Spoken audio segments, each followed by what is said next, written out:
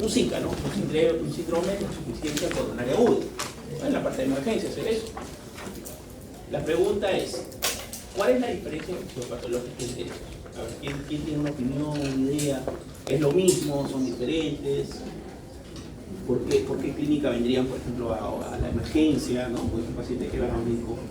¿Cuál sería el síndrome por el cual llegaría un paciente con esos cuadros clínicos? Dolor torácico. Muy bien. Sí, es el primer concepto, ¿no? Si un paciente que viene con Zika va a venir con un síndrome de insuficiencia coronaria aguda y con un dolor torácico, ¿no? ¿Leve? ¿Un dolor leve? ¿Sí que le duele un poquito? No. Intenso, así, muy bien, comprensivo, intenso, ¿no? Esa es la característica que va a tener, acompañado de síntomas neurovegetativos. Estos pacientes van a llegar a la emergencia, pero yo por la clínica no puedo saber, ¿no?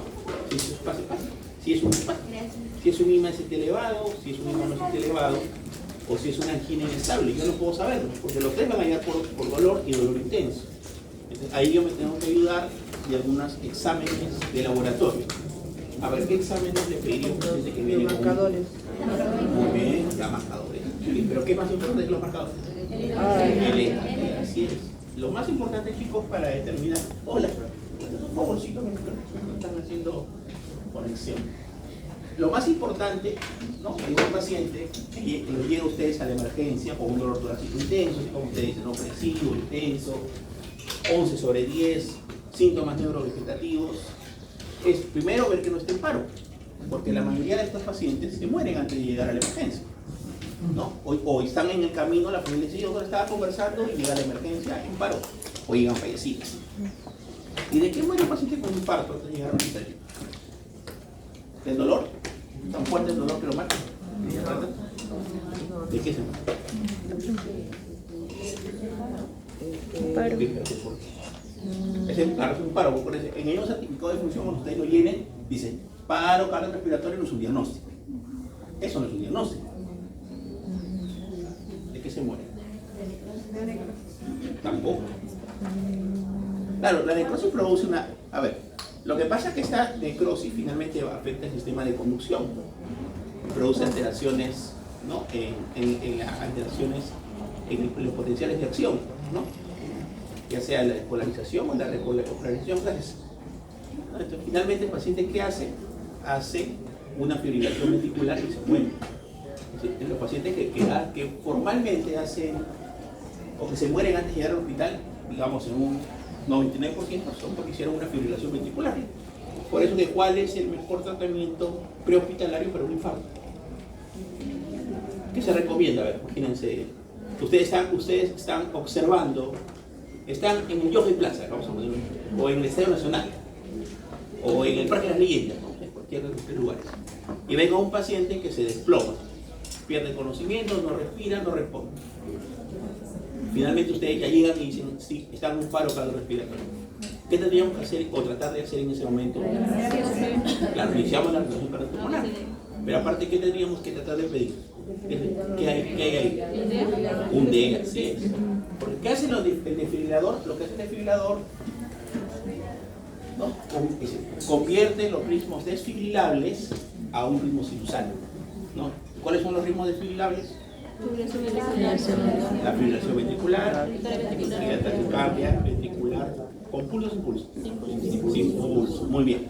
Estos ritmos desfibrilables los lee el DEA, y ¿qué pasa? Estos pacientes podemos de alguna forma tener un ritmo caótico, porque son ritmos caóticos, a un ritmo sinusal. Les salvamos la vida, ¿no? Entonces, estos pacientes no se mueren ni de dolor ni de necrosis, lo que con la necrosis puede producir lo que digo, alteraciones, ¿no? En la despolarización repolarización miocárdica, el paciente se muere, pero finalmente hace una arritmia, una fibrilación ventricular, y esa es la principal causa. Entonces, por eso que el DEA es importante, ¿no?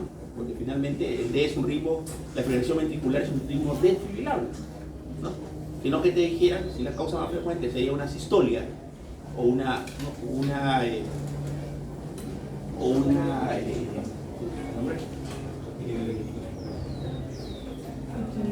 ¿cuál? No, de los desfibrilables.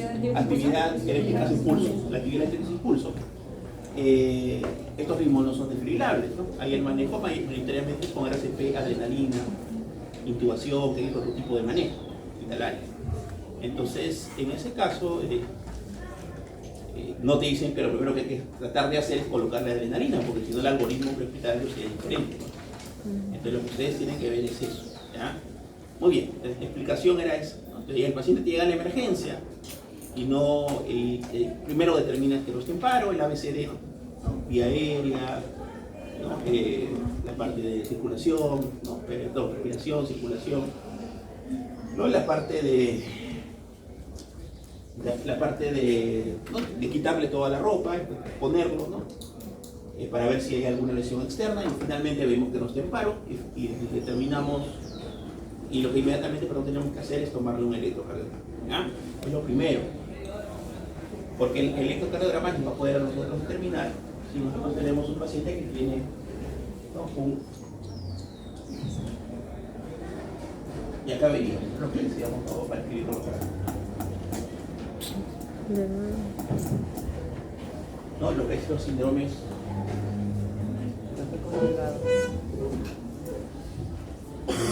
Creo que está congelado, creo.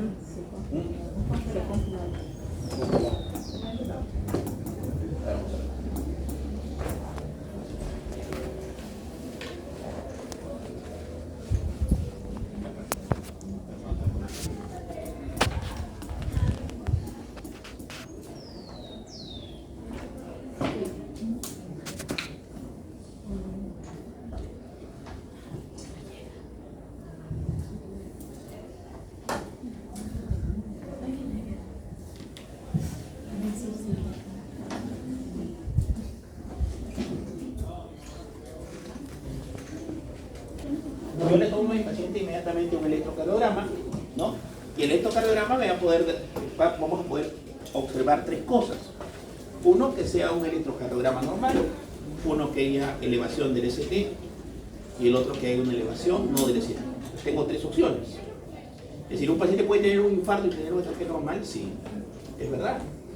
Pero esa es la minoría de veces, ¿no? La mayoría de veces lo que vamos a tener es alteraciones en el ST, que puede ser elevación o depresión del ST o alteraciones de la onda T, ¿no? Entonces, esto finalmente a mí me va a poder dar tres opciones diagnósticas. La angina inestable, un IMA no ST elevado y un IMA ST elevado. La pregunta iba aplicando un poco la fisiopatología. ¿Cuál es la diferencia fisiopatológica y fisiopatológica de las tres? ¿Es lo mismo? A ver, opinión. ¿Creen que esta pregunta es esa? Le preguntamos. No es para llenar. Igual, pueden venir preguntas como caso clínico. ¿Cuál es la diferencia? A ver, ¿qué explica la fisiopatología básica de estas patologías? ¿Cuál es la etiología? Muy bien, exactamente, muy excelente, ¿no? La lesión endotelial, la arteriosclerosis, ¿no? Y finalmente es la obstrucción de las arterias coronarias. ¿Cuáles son las diferencias? El porcentaje de obstrucción, ¿no? Es decir, es diferente cuando yo tengo una angina inestable, ¿no? Que más o menos la obstrucción es el 70%, a un IMA no ST elevado que la obstrucción es entre un 70 y un 90%, y un IMA ST elevado que la obstrucción es prácticamente 100%. Es diferente. Fisiopatológicamente es diferente. Es por la oclusión. Es por el grado total de la luz, lógico, ¿no? De la luz.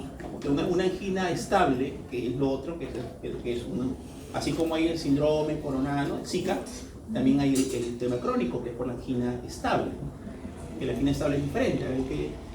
¿Qué debe de tener un paciente para sospechar que tiene una angina estable? A ver, imagínense. Yes. Dolor, ok, ¿qué más? ¿El dolor con qué aumenta o con qué disminuye? Al esfuerzo. Aumenta con el estrés y con la actividad. ¿Con qué calma? Con reposo. Con el reposo y con los nitratos. No, no estamos bloqueados, no. No. Me quería tocar nada.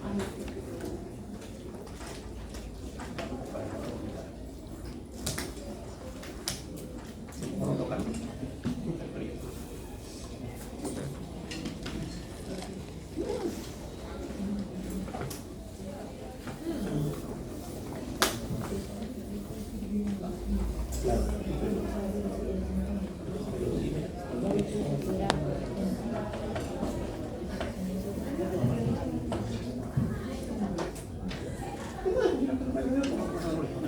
Muy bien, entonces, ese dato es importante, chicos, ¿no? Entonces, el primer dato que yo tengo que tener clínicamente es qué es lo que yo voy a encontrar. O primero, tengo que saber cuál es la fisiopatología, ¿no?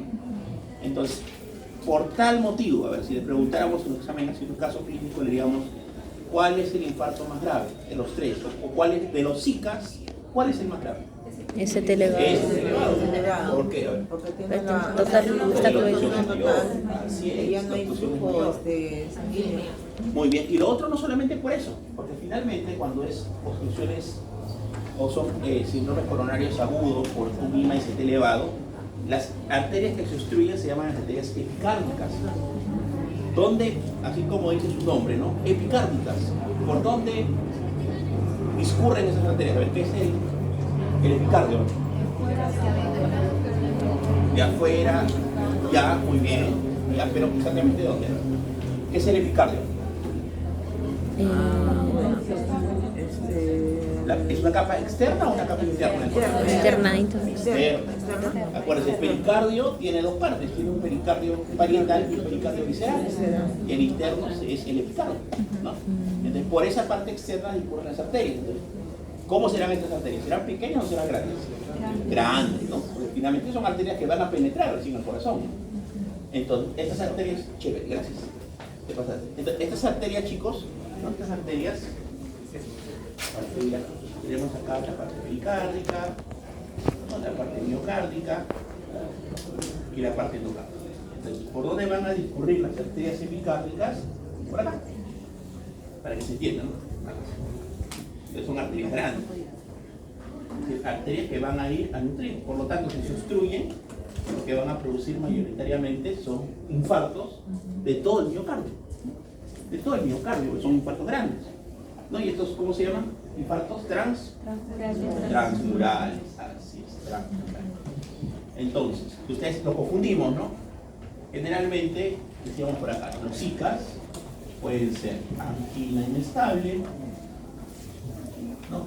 Un IMA ST no elevado, vamos a poner acá para entenderlo mejor, y un IMA ST elevado, ¿no? Acá no es.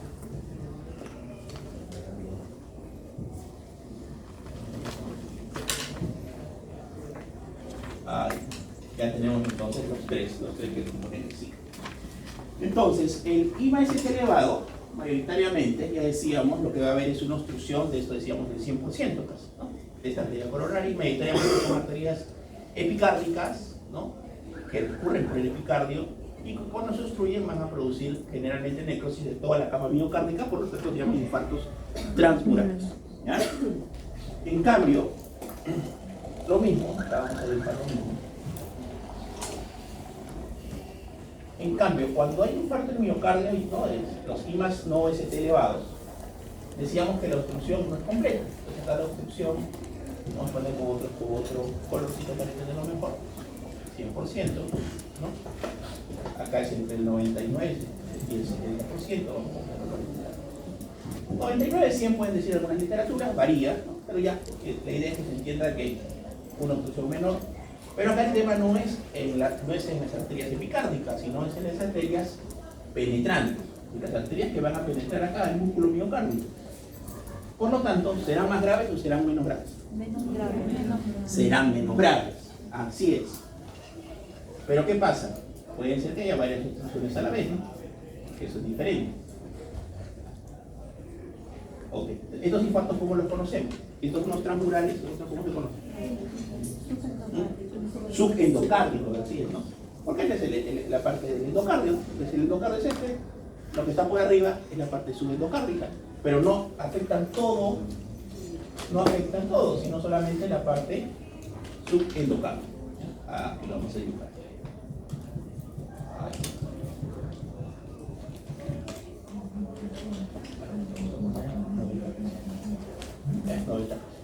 Y por último, ¿qué tenemos? Las anginas inestables.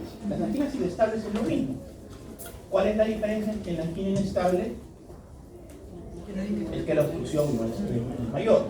Mayoritariamente también son arterias no penetrantes. a poner por acá y decíamos, no, más o menos de 70 al 90. ¿Ya? Vale.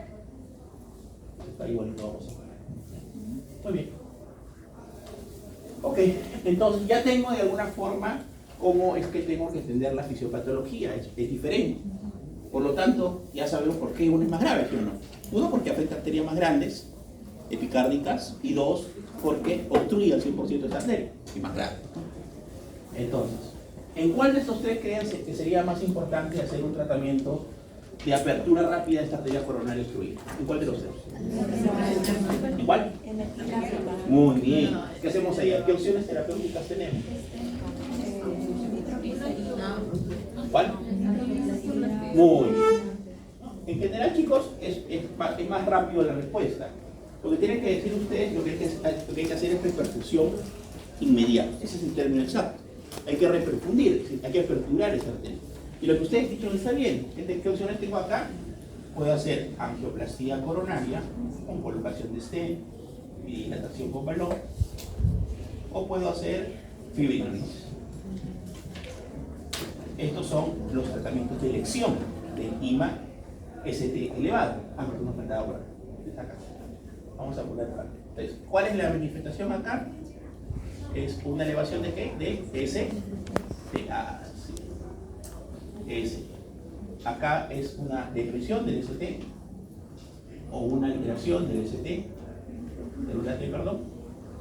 Y acá, por ejemplo, puede haber esto, lo mismo, ¿no? Depresión del ULAT o puede ser normal.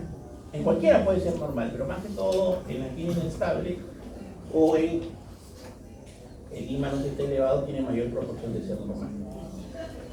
Muy bien, entonces, estas son las alteraciones electrocardiográficas que voy a tener. Okay. Entonces yo le hago a estos pacientes, cualquiera de estos dos, ¿cuál es mejor? A ver, si les preguntáramos cuál es el tratamiento de elección de un paciente con IMA elevado. Le podemos darle aspirina, darle clopidogrel, darle alteplase o hacerle angioplastía coronaria. Angioplastía coronaria. La angioplastía coronaria. Pues con la angioplastía coronaria lo que yo voy a hacer es introducir un catéter, que sea por la arteria radial o por la arteria femoral, va a ir directamente a la arteria obstruida, va a decir voy a echar contraste y acá le voy a hacer una dilatación, ¿no? Con balón, una mini balón. En cambio, la fibrinolisis lo que hace es una fibrinolisis sistémica.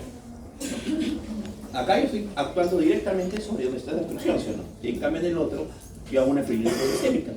¿Cuál es la principal complicación de la fibrinolisis? Ahí, imagínense, ustedes están de guardia, son internos, están ahí y el médico de emergencia le dice, voy a trombolizar al paciente. Y le dice a ustedes, si no le dice nada, a ver, quédate ahí chequeándolo, le vamos a pasar su acteplasa. Y ustedes le dicen, monitorízalo. Ustedes se quedan ahí. ¿Qué monitorizan?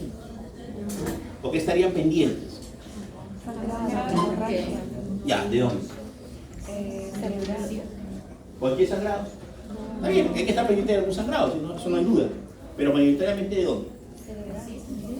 ¿De dónde? De acá. Así es. ¿Qué tengo que vigilar? Signos de alarma neurológicos, ¿no? Que el paciente empiece a tener alteraciones del habla, que empiece a tener focalización, ¿no? O que caiga el glajo bruscamente, ¿no? Entonces, ¿qué tengo que hacer? Monitorizar, ver al paciente cómo está, señor, cómo está, se encuentra con una alteración neurológica y evaluar el glajo. Eso me va a permitir a mí determinar si hay alguna complicación. Porque imagínense que están ustedes haciendo fibrinolisis al paciente y empieza a tener, no puede hablar, no puede mover el brazo, y el glajo que estaba en 15, el que estaba en 11, en 10, va cayendo. ¿Qué sospechan ahí? ¿Qué pasó? Okay, entonces, probablemente, ¿no? Una hemorragia cerebral asociada a trombolisis, que es una complicación. Tienen que saber ustedes, porque generalmente el médico no les va a decir, monitorízalo, ustedes van a estar ahí sentaditos tomando la presión arterial, su frecuencia cardíaca. Pero lo que tengo que monitorizar yo es la mayor complicación, la parte neurológica. ¿Ya? Muy bien. Ok, entonces esto es el manejo final. ¿No? Este es el manejo definitivo, acuérdense, porque otra cosa es cuando le damos el manejo inicial. Que el manejo inicial es para todos los ICA, ¿no? Es para todos los ICA la mayoría de veces, ¿no? Que le doy contrarreacción plaquetaria, ¿no? Le doy atorvastatina, le doy clopidogrel con aspirina sin doble liquidación, le doy un anticoagulante, le doy enoxaparina. No. Claro, pero eso ya es para el tratamiento, acuérdense, compensado, ¿no? Al inicio hay un tratamiento de emergencia, un tratamiento inicial. Un tratamiento inicial que mayoritariamente acá vamos a poder generar. ¿Qué le doy a un paciente? Le doy oxígeno, si es que la saturación está menos del 90%. ¿No? Le doy doble integración parasitaria, aspirina con clopidogrel o un inhibidor del P2Y12. Sergio, amigo. Sergio. Sí.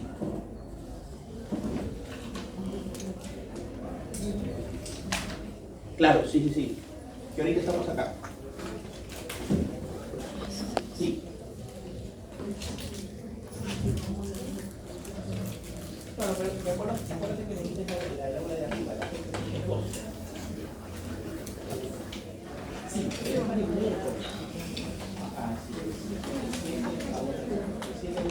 le damos aspirina con clopidogrel, oxígeno, aspirina con clopidogrel. ¿Qué otra cosa le vamos a dar a nuestro paciente? ¿Se puede dar estatina? Sí, claro. Pero ¿por qué no? Doctor, ahí A ver, primera pregunta, está bien. Pero antes, a ver, ¿por qué le damos estatina a su paciente con infarto? ¿Qué? ¿Le quiero bajar su colesterol así rápidamente? Tiene otra función. A ver, ¿quién me explica? Vamos a otra diapositiva. Porque parece que también es importante que ustedes sepan. No, nada. A ver, ¿cuál es? Es un protector. A ver, ¿cuál es el mecanismo de acción? ¿Qué hace la atorvastatina? Inhibe a la hidroxipropilglucaril o enzima. ¿Cuál es la función de esta enzima? Preguntas, muy bien. Hace, finalmente, ayuda en el metabolismo del colesterol para que finalmente tengamos que LDL, ¿no? Acuérdense, todo esto de dónde viene el colesterol. No, del colesterol, que son hormonas de qué tipo, o derivadas de esteroides, ¿no? Por el colesterol finalmente hay hormonas derivadas de esteroides. No, todas las hormonas, por ejemplo, el cortisol, la aldosterona, las hormonas sexuales, son derivadas de colesterol. Son hormonas, ¿no? Esteroideas o derivadas de colesterol. Esto es lo que hace la atorvastatina. Es decir, disminuye la HDL. ¿Por qué? Porque bloquea la enzima que finalmente va a hacer que convierte el colesterol en LDL, que es el colesterol malo. Okay. Pero en este caso yo no le doy por ese motivo, que probablemente el paciente puede tener dislipidemia. ¿Qué pasa? Cuando hablamos de aterosclerosis, ¿se acuerdan? ¿Qué pasa acá? Se forman los macrófagos, se forman las células escumosas, ¿qué más? Hay la fascia. ¿Qué más hay? ¿Linfocitos activos hay o no? ¿Hay inflamación? Sí. Claro, es una inflamación. Entonces, las estatinas, ¿no? Muy aparte de disminuir el LDL, está muy bien, los triglicéridos también en una proporción, lo que hace se llama estabilizador de placa. Así es, exactamente. Esto es lo que hace. Entonces, ¿qué significa esto? ¿Cuál es la traducción? Uno, que hace que esta inflamación sea menor y finalmente esta placa, que está inestable, se estabilice al disminuir la inflamación. Entonces, eso es lo que se llama estabilizador de placa de la atorvastatina. No le doy para que baje el colesterol en ese momento, sino para que estabilice esa placa miocárdica, ¿no? O que produzca el infarto del miocardio o el infarto cerebeloso, perdón, el infarto cerebral. Por eso le damos, ¿verdad? Porque tiene un efecto inflamatorio, ¿no? Antiinflamatorio. Un efecto antiinflamatorio. Antiinflamatorio. Muy bien, se llama estabilizador de placas. Ahí le damos también la atorvastatina, pero no para disminuir el colesterol, que ya dijimos que lo que hace también puede ser. ¿Qué más? Para el dolor, ¿qué le doy? ¿Qué puedo darle? Nitratos, muy bien. O opioides. Un dolor intenso, decíamos, ¿no? ¿Qué más? Y anticoagulantes. Enoxaparina. ya tengo todo mi esquema general de tratamiento. ¿Ya? Todo el esquema digamos que este es el manejo inicial general para estos cuadros clínicos, porque finalmente yo tengo que todavía hacerle el electrocardiograma. Muy bien. ¿Qué más? Ya vimos la fisiopatología, ya vimos el grado de obstrucción, ¿no? La parte del porcentaje de obstrucción, ¿no? Que podemos encontrar en los electrocardiogramas. ¿Qué nos falta? Ok, acá chicos, ¿qué hacemos? ¿Qué tratamiento le daríamos acá? ¿Lo trombolizamos? ¿Le hacemos angioplastia? Por ejemplo, en los IMAs no ST elevados, nunca se hace fibrinolisis.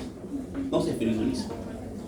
Es decir, lo que hacemos es esto, y en algunos casos seleccionados se le hace angioplastia. Es decir, a todos se le debería hacer mínimo en las 24 a 48 horas iniciales de una angioplastia. Pero en algunos casos se tiene que hacer rápidamente, es decir, en las primeras dos. Así es. ¿Cuál? ¿La atorvastatina? La 5. La 5 es la enoxaparina. La enoxaparina. Claro, es un anticoagulante. ¿Cuál es su mecanismo de acción de la enoxaparina? Ya sé.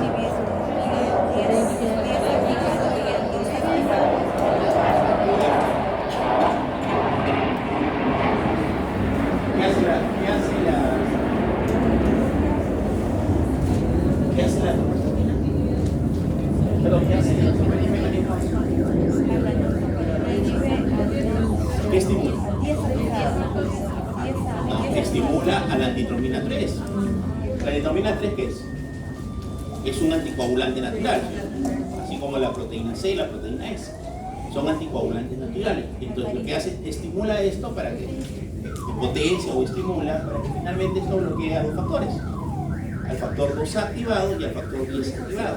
Mayoritariamente al 10A, el mayor proporción al 10A. ¿Ya? Muy bien, entonces, estos chicos en algunos casos seleccionados, ¿no? Por ejemplo, que tenga mucho cardiogénico, que tenga mucho dolor, que esté haciendo arritmias graves, o que le podemos hacer estocacidad coronaria. Y las anginas inestables, el manejo es solamente médico, ¿no? Aspirina, clopidogrel, atorvastatina, nitrato sulfuro, ¿no? En algunos casos, sí. No quedó muy claro en la parte de arriba. ¿Eso? Sí, el primer gráfico es del ST elevado, ¿verdad? A ver, vamos a dibujar acá, a ver. Ponemos su nombre arriba. Acá. Entonces, este es ST elevado. Este es el no ST elevado. Y este es el de la angina inestable. Acá, para poder entenderlo. ¿Ya? ¿Sí? Muy bien. Tratamiento es para... Claro, este tratamiento es general, porque es decir, cuando el paciente llega a emergencia, va a llegar con dolor.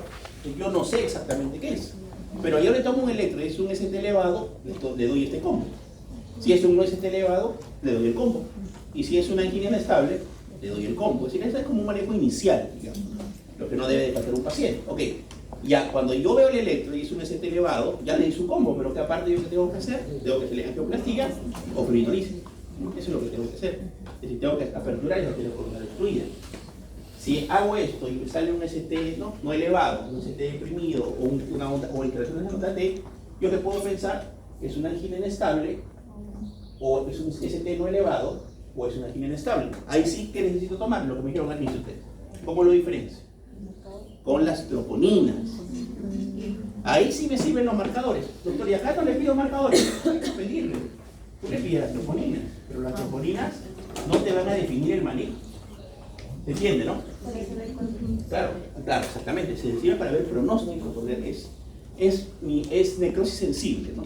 Y mientras más necrosado esté el músculo, más se elevan las troponinas. ¿Ya? Acá no, acá yo tengo que definir. Entonces, ¿yo qué hago? Le pido troponinas. Si las troponinas son altas o están positivas, ¿qué será? Un no ST elevado. Si las troponinas están negativas, ¿qué será? Una angina inestable. ¿Ya? Esa es la otra diferencia.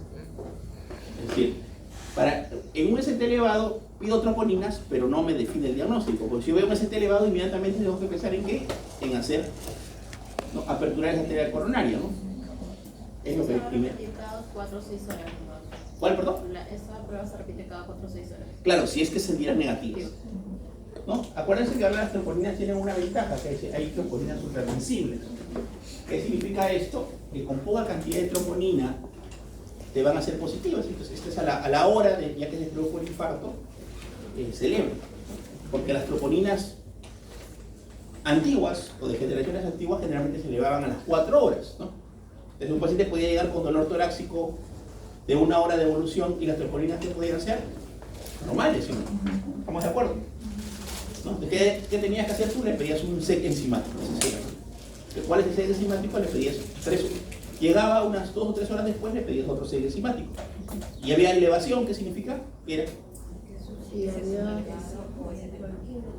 No, pero acuérdate, ya tú estás diciendo que el electro en este caso, a ver, si ese está elevado, no esperas las troponinas. Las pides sí, pero no las esperas. ¿Cuándo te vas a enfocar en las troponinas? Cuando no es elevado o para diferenciar una angina inestable. Eso es lo que yo tengo que diferenciar. Ok, entonces, ponte un paciente, no tiene ST elevado, tiene depresión de la onda T o depresión del ST. ¿Estamos de acuerdo? Ok. Tiene depresión de ST. Yo no sé si es un no ST elevado o una angina inestable. ¿Qué hago? Le pido un SEC enzimático. Totalmente de acuerdo. Pero ¿qué pasa? Si yo estoy trabajando en provincia, tal vez no hay una ultraflexible.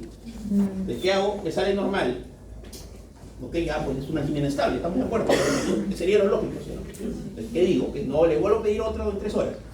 Y se eleva. Estaban en 0.1, están en 2 ahora. ¿Qué sería? ¿Una angina inestable o un ST no elevado? ST no elevado, así es. Ok, ese segundo set me sale negativo. Le vuelvo a pedir otro en 3 horas. Me sale negativo igual. ¿Qué será? ¿Qué se hace? Porque yo tengo que estar bien seguro de que ese paciente no tiene un infarto, chicos. Porque si yo a ese paciente lo mando a su casa es un infarto, probablemente reinicie muerto. Así es. Y no le miento que he visto varios pacientes que ha pasado eso. Porque no ha habido buena toma de decisiones en el manejo. ¿No? Si yo tengo dudas, si yo tengo dudas, lo tengo que dejar en observación.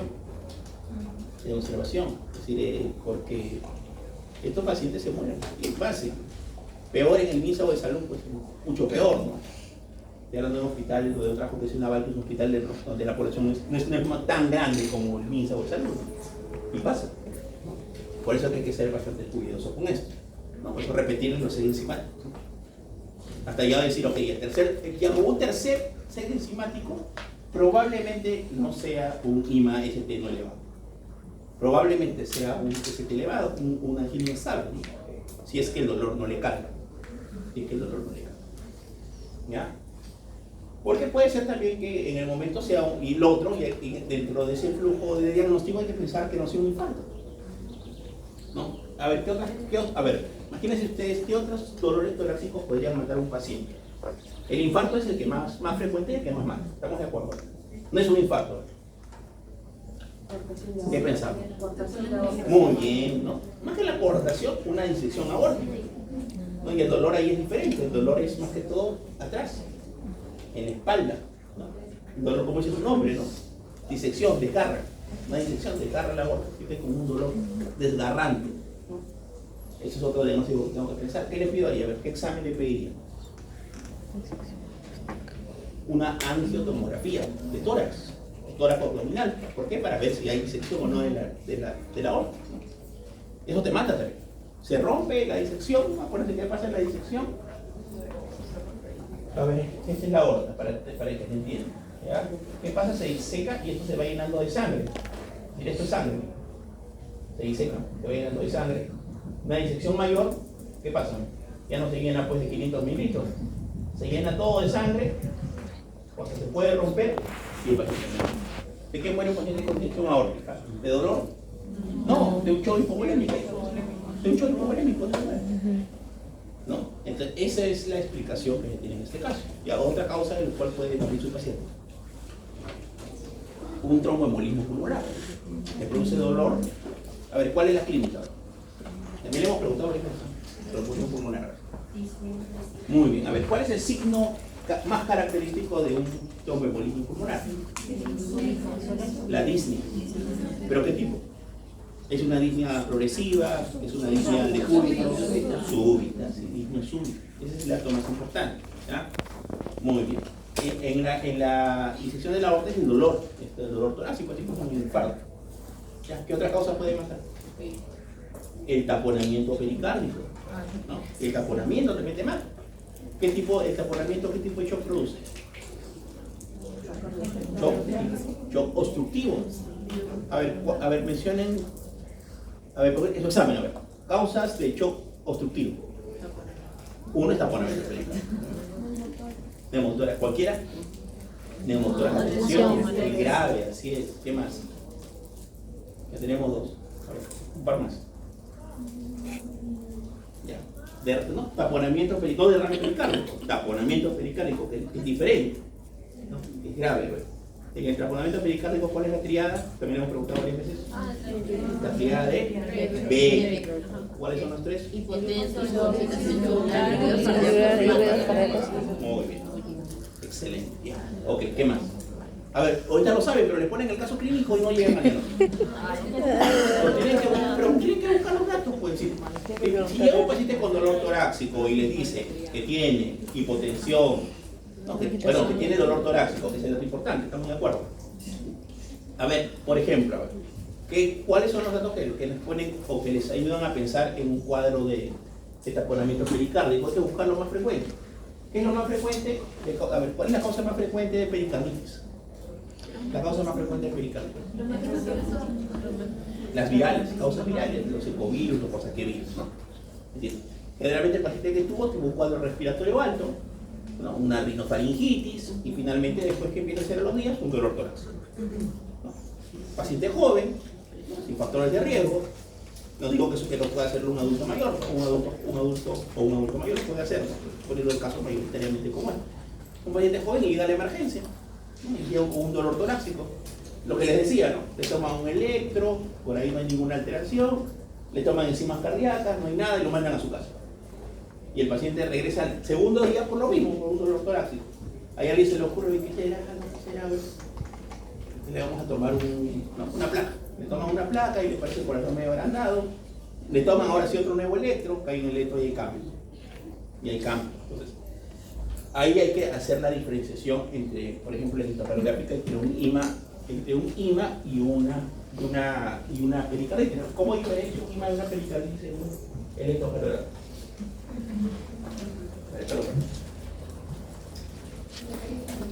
IMA pericarditis. Datos más importantes. A ver, para que haya un infarto, ¿cuántas caras mínimamente tienen que estar afectadas?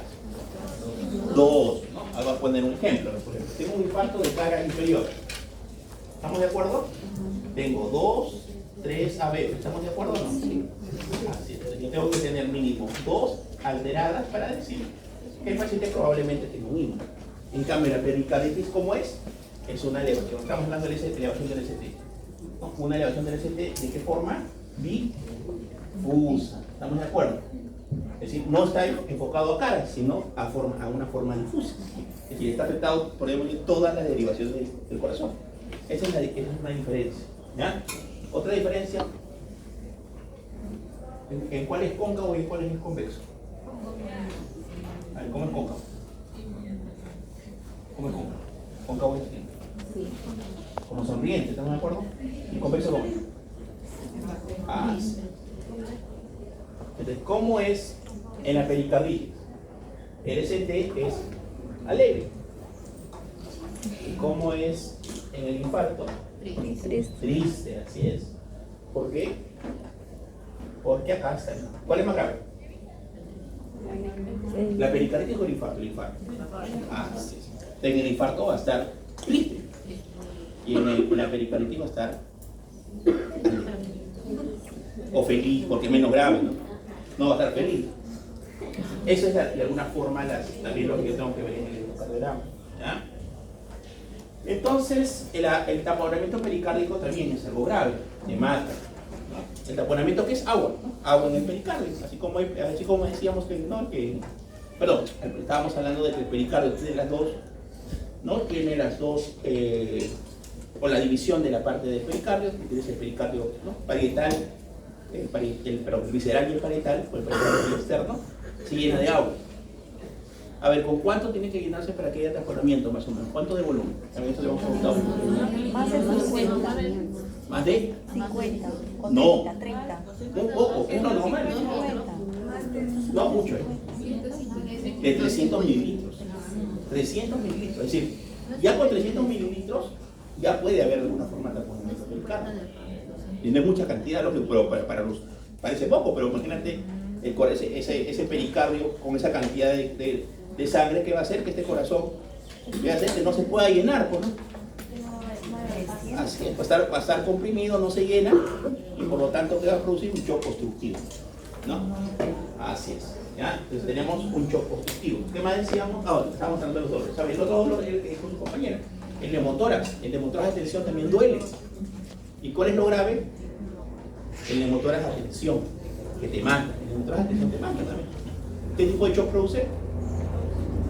Obstructivo. Así es, shock obstructivo. ¿Ya? Entonces, miren, los shocks obstructivos son producidos por el test masivo, por el taponamiento pericárdico, ¿no? Por el neumotórax de tensión. Son las tres causas más importantes. El taponamiento pericárdico, el neumotórax de tensión y ¿cuál dije? La trombosis, no, tromboembolismo pulmonar, pero el masivo. Hay dos tipos, a ver, en los tromboembolismos pulmonares hay dos tipos, ¿no? ¿O cómo se clasifican? Para poder entender, necesitan la definición. Hay varias clasificaciones, ¿ya? Con alteración hemodinámica o sin alteración hemodinámica. Ya, esta es una clasificación. Otros libros, ¿cómo lo llaman? Netamente, ¿no? Inestable o estable, que es lo mismo, ¿no? Si recuerdo la literatura que uno puede leer. Sí, eso es estable. Es decir, si yo tengo un paciente que tiene, a ver, factor de riesgo, a ver, imagínense ustedes, tiene un paciente que está viajando, ¿no? De Piura a Lima en bus. ¿Cuántas horas son en bus, más o menos? A ver, alguien me puede decir. No, son 18. Es un montón es largo, ¿sí o no? Imagínate esta paciente, ¿no? Una señora de 65 años, viaja de algún bus, no sé, cualquier empresa de transporte, y está yendo a su casa y bruscamente tiene disnea sube, ¿no? Llega a la hospital, está taquicárdica, ¿no? Está taquipnéica. Ok, sospechamos que puede ser ¿qué? Un tromboembolismo. Ok, hasta ahí hay la sospecha. A ver, ¿qué le pediría? ¿Qué examen de laboratorio me ayudaría a afianzar o a descartar que puede ser un tromboembolismo pulmonar? Porque tiene factores de riesgo. El dímero. Pero antes de eso, ¿qué tengo que hacer? Factores, tengo que hacer escalas de valoración de riesgo. A ver, ¿han revisado escala de valoración de riesgo de TEP? No, ok. Hay escalas que se llaman escalas de Wells. Lo voy a poner acá. Bueno, estas escalas de Wells, chicos, voy a buscar una imagen para que podamos seguir.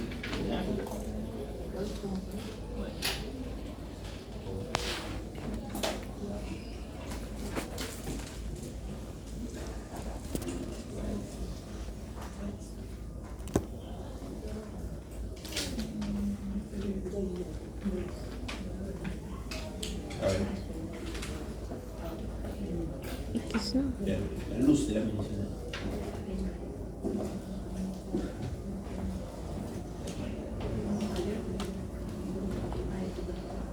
X, ¿no?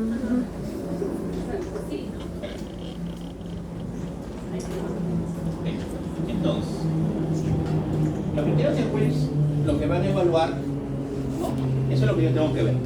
Es decir, estratificar a mi paciente cuántos factores de riesgo tiene para sospechar en un tromboembolismo pulmonar. A ver, en el caso clínico vamos a ver, ¿ya? A ver. ¿Tenía síntomas clínicos o no nuestra paciente? A ver. Claro, tenía, ¿no? Tenía disnea súbita, venía de un viaje largo, ¿ok? Entonces acá que teníamos 3 puntos, ¿estamos de acuerdo? Ok, ya dejo ahí. ¿Qué le dije que estaba taquicárdica, ¿sí o no? También. Tenía ya 4,5, digamos. Inmovilización. Sí, pues ya, pero venía de un viaje largo. Ya. No estaba inmovilizada, pero ha estado. Te dicen cuando los viajes son más de 8 horas, puede ser un factor de riesgo que ya. 8 horas. Ya tengo 3, tengo 6 puntos. Okay. Ahora que me voy a poder yo decir en qué estoy. En alta, moderado o baja. Moderado. Ok. ¿En qué estaría en esto? Tendría en 6. Moderada porque no tengo más de 6, ya moderada. Ya vamos para que ustedes tengan el análisis. ¿Ya? Ok, miren, si la probabilidad sería baja, es decir, si solo tengo menos de 2 puntos, ¿qué es lo que tengo que hacer yo? Pedirle un dímero D. Si el dímero D es negativo, te descarta que ya es un tromboembolismo pulmonar. ¿Sí? Es decir, el dímero D negativo en un paciente con baja probabilidad de D, te descarta. Ya no tengo que hacer nada más. Busco otra etiología, ¿no? de esa disnea o de ese dolor torácico. Porque recordemos que estos pacientes porque vienen por disnea y dolor torácico. Que puede ser la clínica. Ok, nuestro paciente estaba en moderado, ¿sí o no? En moderado estaba, ¿sí o no? Sí. Ok, en moderado, ¿qué hacemos? En moderado podemos hacer dos cosas. ¿No? Recuerdo la aquí. Uno es lo que decíamos, ¿no? Pedirle una angiotac o una angiotomografía pulmonar. Que ese es el diagnóstico gold estándar. El diagnóstico gold estándar para hacer el diagnóstico de tromboembolismo pulmonar no es la clínica, no es el dímero D, sino es la angiotomografía pulmonar. ¿No? Ahí lo que voy a ver es la obstrucción, ¿no? de las venas o arterias pulmonares. Perdón, arterias pulmonares.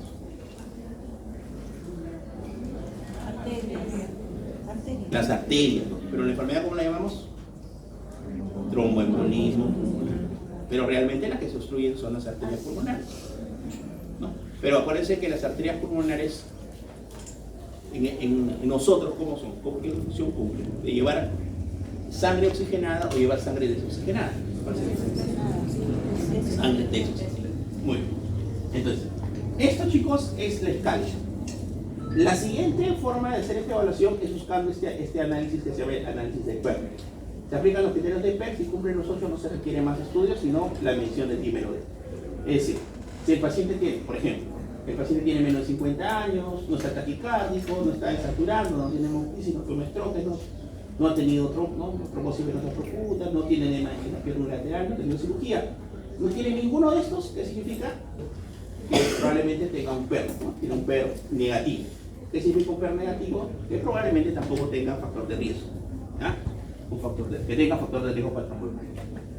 Entonces, en este caso, si es moderada o si es alta, lo ideal que es la angiotomografía pulmonar, ¿no? Si es baja, tienes la opción de tomar el dímero D y o hacer la escala, ¿no? Es lo que puede, ¿no? Entonces tienes esa opción. Pero ¿cuál es la idea de esto, chicos? Eso no tienen que aprendérselo de memoria. Es que para yo afianzar mi diagnóstico, ¿qué tengo que hacer? Escalas de valoración diagnóstica.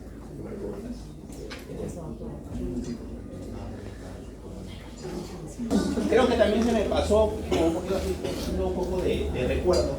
A ver, ¿cómo o qué factores o qué triada es la que a nosotros nos puede explicar los riesgos para poder hacer un tromboembolismo pulmonar? A ver, ¿qué triada? ¿Qué pienso? A ver, me dicen trombosis venosa profunda o tromboembolismo pulmonar. ¿Qué pienso? Triada. Así es. ¿Cuáles son los tres factores? Esta es sanguínea. Y lesión endotelial. A ver, vamos entonces. A ver, ¿cómo le hemos puesto en algunos casos clínicos? Les hemos puesto un caso clínico, les hemos preguntado, ¿no? O de los factores de bicho, de lo que he dicho, ¿qué es lo que explicaría el cuadro clínico en mención? Por ejemplo, a ver, en esa paciente que viene de viaje desde Piura y es un tromboembolismo pulmonar, ¿cuál fue el factor de riesgo? Esta sí es sanguínea. Esta es sanguínea. ¿Estamos de acuerdo? Por ejemplo, un paciente que tiene cáncer. A ver, ¿el cáncer es un factor de riesgo para el tromboembolismo pulmonar? Sí. A ver, de las tres, ¿cuál está alterada ahí? Muy bien, hipercoagulabilidad, pero también hay lesión endotelial, ¿no? Sí. También, por eso, y ustedes ponen los dos, no hay ningún problema.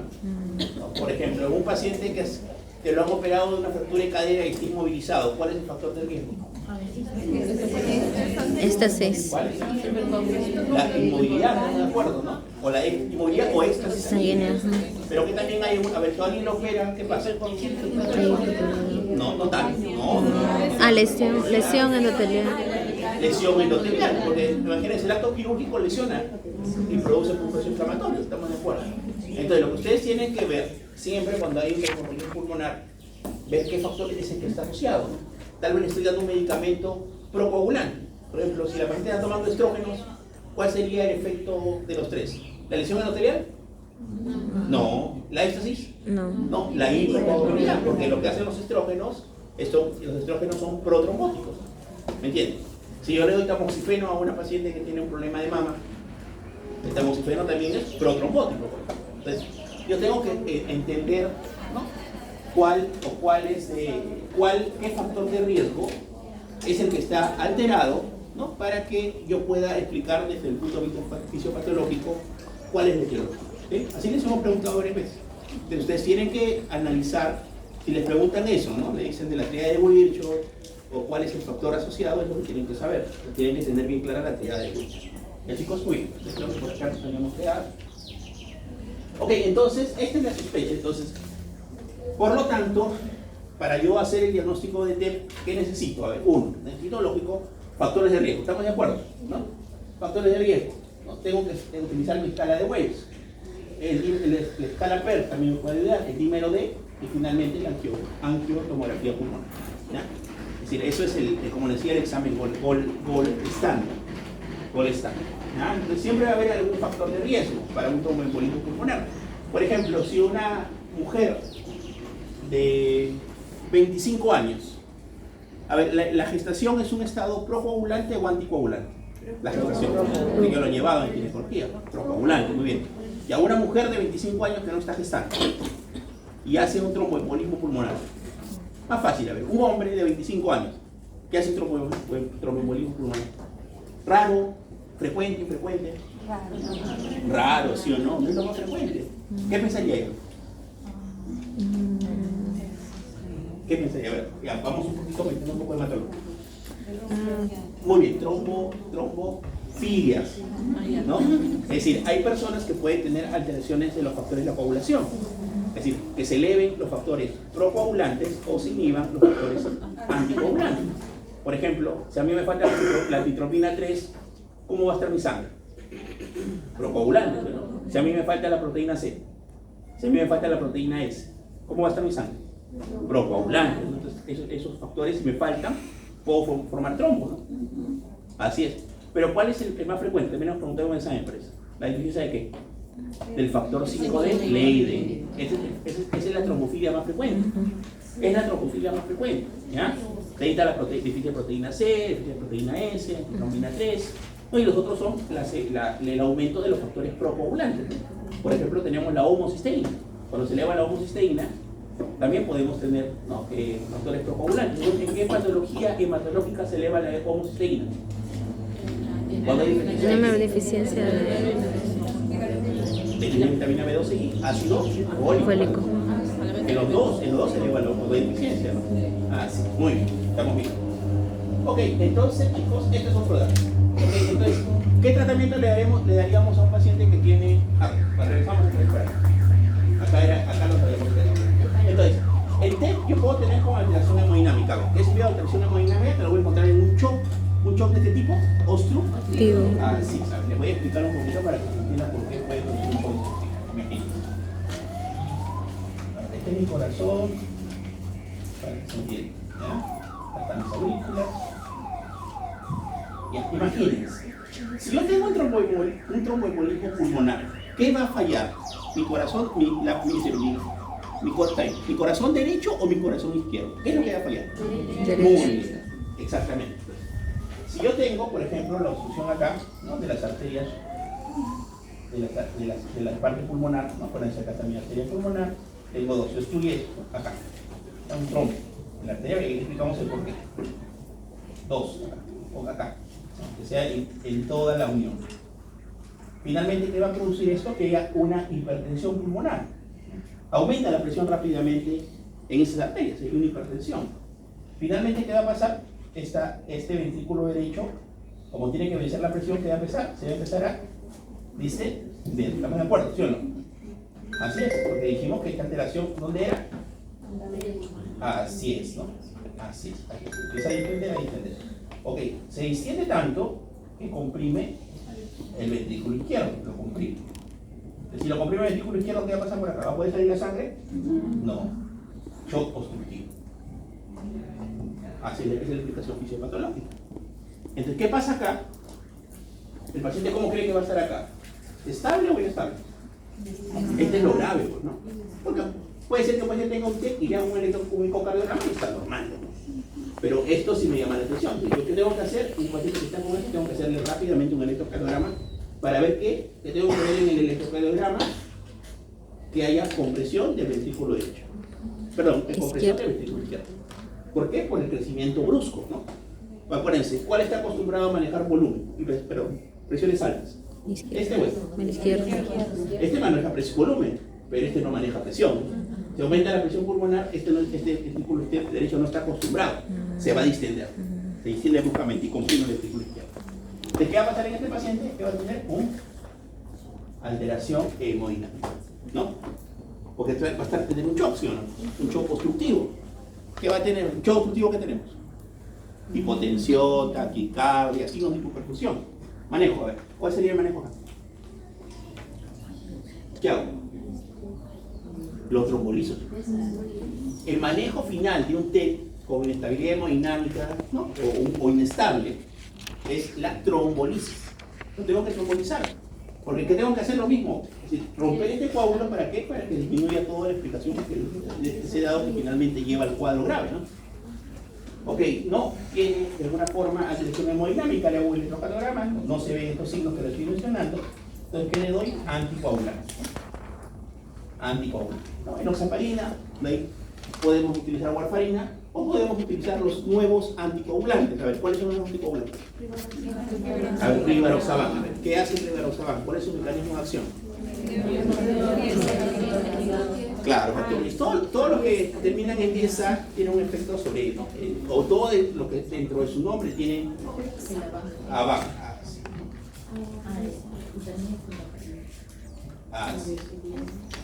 Tienen pieza, ¿no? Rivaroxaban,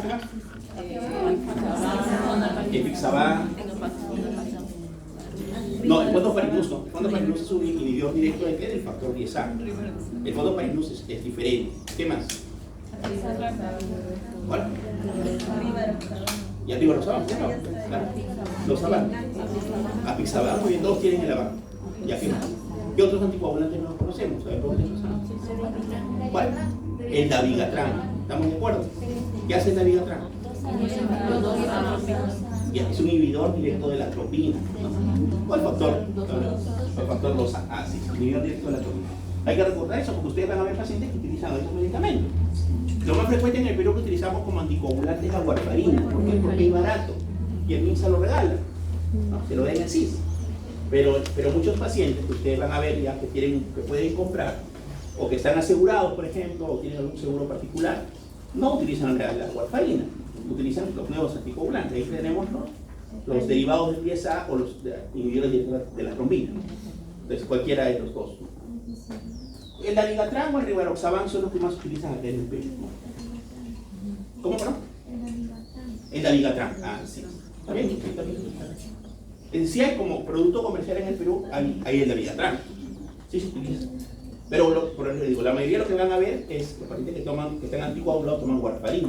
Pero no es porque sea lo mejor, sino porque es lo que es más barato. Y es lo que te da de alguna forma el centro. ¿Ya? Entonces, este es lo otro que tenemos que ver. ¿Ya? Nosotros también ya varias veces les hemos preguntado a ese tipo. Infarto, TEC, ya, pericarditis. Lo que ya lo hemos visto. Acá. Ya decíamos volumen de 300, ¿no? La tríada de Bett. A ver, ¿qué hago? Si tengo un paciente que tiene un taponamiento pericárdico, manejo final. ¿Qué hago? Pericardiocentesia, así es. Entro con una aguja y tengo que drenar ese líquido. ¿Solo para qué? Para disminuir la presión que está teniendo ese volumen dentro de los pericardios y está comprimiendo el corazón. Y lo otro que tengo que ver es cuál es la etiología, ¿no? Si tengo que hacer estudios, ¿no? estudios en líquido y ver la etiología. Y decíamos, la mayoría de veces son postinfecciosas, ¿no? Pero algunas veces puede ser también, por ejemplo, yo he visto en pacientes que tienen lupus, no es raro. Pueden hacer derrame pericárdico hasta con taponamientos pericárdico. ¿Sí, chicos?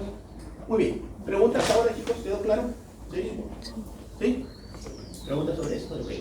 Patologías que tienen que revisar entonces es infarto, ¿estamos de acuerdo? T, tromboembolismo pulmonar y la parte de taponamiento pericárdico, perdón, la parte de pericarditis y taponamiento pericárdico. ¿Sí? Sí, la que quieras. Sin alteración, o sea, el estable, ¿cómo se...? ¿Cuál? ¿El tromboembolismo pulmonar? El estable, sí. El estable. Claro, el paciente, ¿por qué viene? Por dicha, por taquicárdico, disneico, pero no va a estar hipotenso, por ejemplo, ¿no? Ni va a tener signos de hipoperfusión. Si la hipoperfusión, ¿cuál es? Puede orinar poco, puede estar frío, alteración neurológica, ¿no? Porque no perfunde bien los órganos. Por esto, es un shock obstructivo. En el paciente que tiene una sin alteración hemodinámica son anticoagulantes, lo que le decía, ¿no? Generalmente le damos enoxaparina y de ahí warfarina, es lo más frecuente, ¿no? ¿Y por qué no los dos? ¿O si le damos dos? A ver, ¿qué hace la warfarina, chicos? A ver, mecanismo de acción. Inhibe el epóxido reductasa. ¿Qué función cumple el epóxido reductasa? Fisiológicamente. ¿Convierte qué? A ver, ¿en qué alimentos está la vitamina K? A ver, ¿en qué alimentos está la vitamina K? Porque eso es lo que ustedes van a recomendar. Ustedes que van a ver a la hematóloga, ¿no? Le va a decir al paciente, no coma tal cosa, no coma tal cosa, no coma tal cosa. Y ustedes le dicen, ¿por qué le está diciendo que no coma? ¿Qué es la razón? Porque tal vez no está haciendo valores de anticoagulación adecuados. Tal vez toma warfarina y no tiene, a ver, para decir que un paciente está anticoagulado, el INR tiene que estar entre 2 y 3. Pero yo le doy, ¿no? Le estoy dando su warfarina y no llega a esos valores de 3, está en 1.5, 1.8, 1.5 y tiene varios controles. A ver, ¿qué le diría? A ver, ¿qué come, qué no come? A ver, ¿qué es lo que aumenta la vitamina K? No puede comer el... Muy bien, así es. Todo lo verde, chicos. Todo lo que son verduras verdes. La espinaca, ¿no? El brócoli, la lechuga. Es decir, todo lo que es verde les tengo que decir que no. Porque finalmente eso que hace tiene más vitamina K. Y lo que yo quiero es inhibir la vitamina K porque la vitamina K, ¿no? Cuando está activa, ¿qué hace? Ayuda a que el hígado produzca los factores procoagulantes. ¿Estamos de acuerdo? ¿Entiende bien? ¿Sí? ¿Cuáles son los factores procoagulantes? Derivado de la vitamina K. 10. O como quieran ustedes. A ver. 2790, ¿no? 2, 7, 9, 10. Proteína C y proteína S, ¿no? Como siempre les digo, es la hemotecnia, ¿no? Para que se acuerden. Todas las casas que tienen un número, ¿sí o no? ¿Estamos de acuerdo? Casa. 2790 casas, si no se olviden. Entonces, el dato, ¿no? Ahí está para que no se olviden. Entonces, ¿qué hace la vitamina K, chicos? Normalmente nosotros consumimos la vitamina K la consumimos en forma oxidada. ¿De qué necesitamos para que tenga un efecto, como decimos, procoagulante, que esté en una forma reducida? Por eso que la enzima, ¿cómo se llama? Epóxido reductasa. ¿Qué hace? Convierte la vitamina K oxidada en una vitamina K reducida. Ahí está la explicación. Entonces, para que la vitamina K tenga el efecto y pueda producir estos factores. Porque la vitamina K, pregunta de examen, ¿solo produce factores procoagulantes? No, también anticoagulantes. Y eso es importante, chicos. ¿Por qué? Ahí va la pregunta. Cuando yo a un paciente le doy warfarina, ¿qué disminuyen primero? ¿Los procoagulantes o los anticoagulantes? Procoagulante. A ver, ¿cuál es una complicación de la warfarina? Precoz. Porque la más grave, ¿cuál es? La hemorragia. Pero no es precoz, es tardía. ¿Cuál es la más frecuente? A ver, imagínense a un paciente que le está dando warfarina, ¿no? Que le han iniciado warfarina y llega a la emergencia. Llega a la emergencia y dice, doctor, estoy preocupado porque miren mis dedos, están azules los dedos. Cianóticos, los dedos del pie y los dedos de la mano. Uy, ¿qué pasó? Warfarina. Ya fuimos. ¿Qué pasó? Vale, que hay que recordar ahí que estos factores, chicos, claro, decir, no todos los factores de coagulación tienen el tiempo de vida media igual. Si los primeros que se producen cuando le doy vitamina K son los anticoagulantes. ¿Por qué? Porque tienen un tiempo de vida media corta. Y después, de alguna forma, los anticoagulantes. Así, pues, estos viven, digamos, horas, y estos tienen vida desde horas hasta días, hasta 3 días. Entonces, si yo le doy a un paciente warfarina, ¿qué va a pasar? ¿Cuáles van a ser los primeros factores que van a inhibir? Estos o estos. Los anticoagulantes. Por eso, ¿qué riesgo tiene mi paciente? ¿Qué hizo ese paciente que tiene los dedos cianóticos? Trombosis de miembros, trombosis, eso se llama. Una de las complicaciones de la warfarina es la trombosis de circulaciones distales, ¿no? Por eso, ¿qué hago? Entonces, ¿qué hago? Le doy enoxaparina. La enoxaparina, ¿por qué motivo le doy? Se llama puente. ¿Cuál es la idea de llamar puente? Uno es esto, para evitar esto, ¿no? Porque ¿qué va a hacer la enoxaparina? Vas a tener un efecto anticoagulante, ¿estamos de acuerdo? Evitas esta complicación. Y dos, que recién tú vas a tener inhibido todos los factores procoagulantes al tercer día. Entonces, le haces un puente, le tomas un INR, el INR esté entre 2 y 3, al tercer o cuarto día, y finalmente le suspendes la enoxaparina y se queda con warfarina. Todo tiene una explicación de por qué, ¿no? No solamente se le ocurre, porque ustedes van a ver eso, el hematólogo después va a decir, ¿cuántos días tiene? ¿Cuántos hace un INR? Está en 2.5, ¿ya? ¿Y cuántos días tiene? 4 ya, suspéndelo. Entonces, ¿cómo van a suspender la enoxaparina? Suspéndelo. ¿Está bien? Otro. Porque tienes un INR adecuado y ya pasó el tercer día, ¿no? Ya tienes menos riesgo de que haya alguna complicación. Y eso es importante saberlo, chicos. Más el que quiere ser hematólogo, cardiólogo. No, porque algunos de ustedes van a querer ser hematólogo, porque han llevado 4 veces hematología ya.